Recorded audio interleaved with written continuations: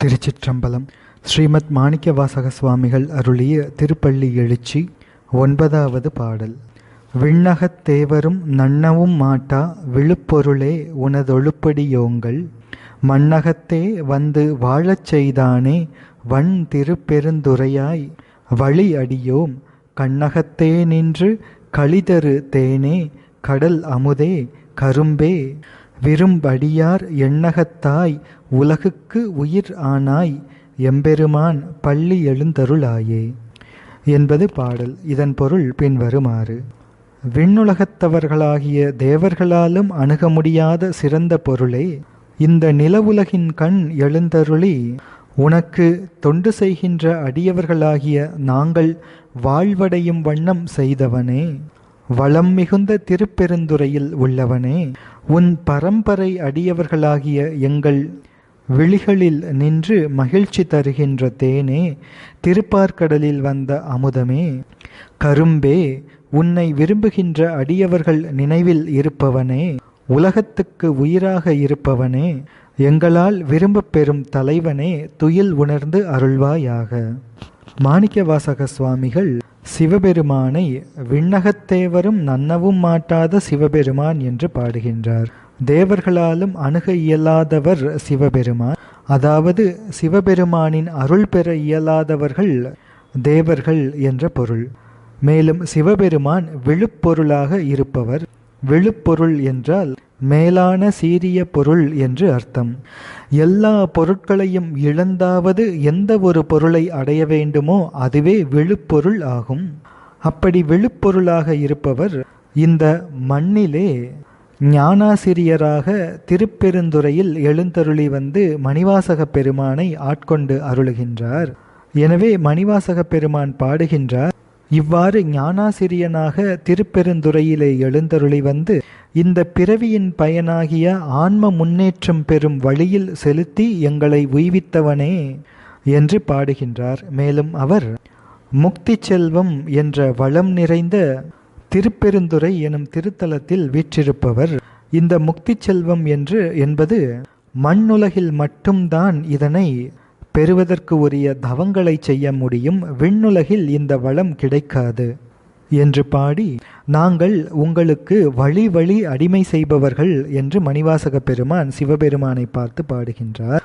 வழி வழி அடிமை என்றால் தாய் வழி, தந்தை வழி, தன்னுடைய வழி, மனைவியின் வழி என்று எல்லா வழிகளிலும் பரம்பரையாக சிவபெருமானுக்கு மட்டுமே அடிமையாக இருந்து செய்கின்ற அந்த அடிமை பணி என்பது கருத்து ஆகும். அப்படிப்பட்ட பெருமான் நம் கண் அகத்தே நின்று களிதரும் தேனாக இருக்கின்றார். புறக்கண் அகக்கண் ஆகிய 2 இடங்களிலும் இருந்து மகிழ்ச்சி தரும் தேனாக இருக்கின்றார் சிவபெருமான். மேலும் கண் என்பது இங்கே ஞானேந்திரியங்கள் 5ஐயும் குறிக்கின்றது.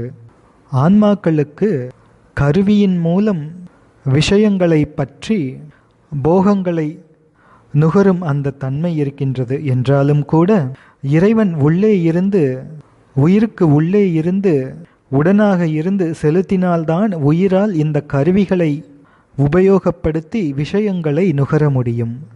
கருவிகள் சுதந்திரமாக இயங்க முடியாத ஜடப்பொருட்கள், ஆன்மாவோ சுதந்திரம் இல்லாமல் இருப்பவைகள். எனவே பெருமான் உடன் இருந்து செலுத்தினால் மட்டுமே ஆன்மாவால் கருவிகரணங்களை உபயோகப்படுத்தி விஷயங்களை நுகர முடியும். எனவே இவ்வாறு உடன் இருந்து செலுத்தி ஐம்பொறிகளும் ஐம்புலன்களில் பொருந்தும் பொழுது உண்டாகும் இன்ப மகிழ்ச்சியே என்று பாடி கடல் அமுதே கரும்பே என்றும் அழைக்கின்றார். கடல் அமுது என்றால் திருப்பார்கடலில் எழுந்த தேவாமிர்தம் ஆகும். அது எழுவதற்கு முன் ஆலகால விஷத்தை தோற்றுவித்தது. பின்னர் எழுந்த அமுதம் அதனை அருந்திய தேவர்களுக்கு நீண்ட வாழ்நாளை தந்தது. நீண்ட வாழ்நாளை மட்டும்தான் தந்ததே அன்றி மரணத்தை நீக்கவில்லை. எனவே அதற்கு அமுதம் என்ற பெயர் வெறும் உபச்சார அளவில் மட்டுமே பொருந்துகின்றது.